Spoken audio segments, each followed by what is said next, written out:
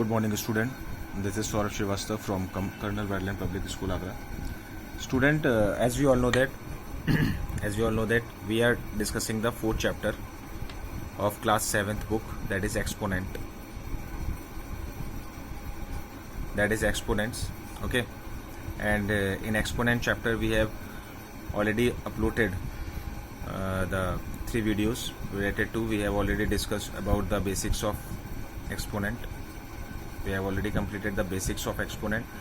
Second point, we have already completed the laws related to exponent. Okay, all the laws related to exponent. In laws of exponent, I have uploaded 2 videos part by part. Okay, so you have to check the 3 videos first, and then you have to proceed with the this one, 4th video. Okay, so in today's video, what we are going to discuss in exponent chapter, we are going to discuss a simple method, that is a simple and short method, that is how we have to find out the value of n. So in today's video we are going to discuss about to find out the value of n.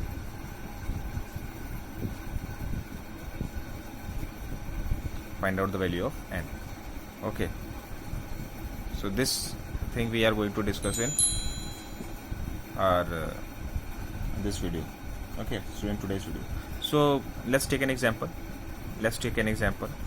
Okay, suppose this is 11 raised to the power n multiply 11 raised to the power square is equal to 11 raised to the power n. So in this type of questions, what we have to find out, we have to find out the value of n respect to this. Okay, so what we are going to do in first step, what we will do, we will separate the n and the remaining thing to the other side. Okay, so this will become 11 raised to the power n9. Okay, so by this way this will comes in this way. Okay, and in second step, we know that we will use the identity, that is the quotient law. What quotient law says, if the base are in division form, then what will happen? Powers get subtracted. Okay, this we all know that this is the quotient law. So in this step we are going to put this law in this. Okay, so how it comes, it will become 11 raised to the power n will equal to 11 raised to the power 9 minus 2. Okay, this will become 9 minus 2. By putting the quotient law, this will come in this way. So this, what it will become, 11 raised to the power 7. Okay, so there is another law, another statement, and what this statement says, if the bases are same, see these are the base, this is 11 is the base here in LHS and 11 is the base here in RHS. Since the bases are same, this is the statement, you have to learn it. Okay, since bases are same,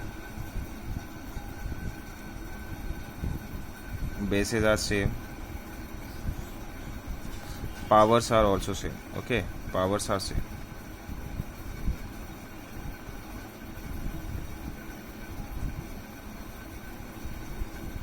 Okay, so we will apply this rule to the to this system.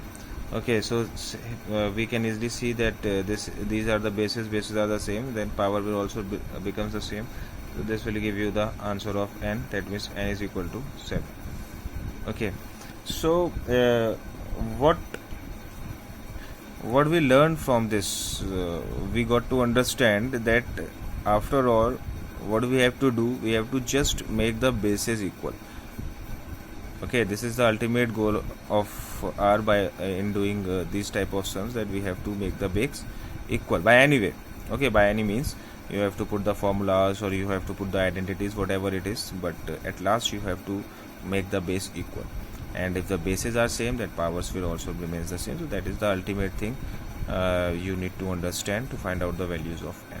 Okay, so do more sums from your textbook and do as much as you can, more practice. And if you find any kind of difficulty, you can ask me in my live classes. Okay, till then, goodbye and thank you.